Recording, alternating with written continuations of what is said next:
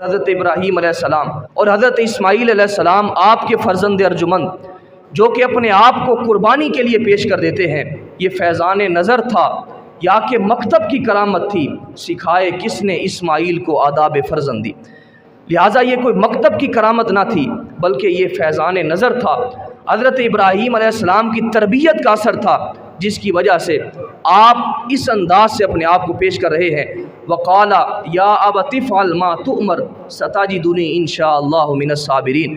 حضرت ابراہیم علیہ السلام اپنے بیٹے حضرت اسماعیل کو فرماتے ہیں، اسماعیل میں نے خواب دیکھا ہے کہ میں نے خواب کے اندر تجھے ذبح کر رہا ہوں، تجھے قربان کر رہا ہوں، لہٰذا تیرا کیا خیال ہے، تیرا کیا ارادہ ہے؟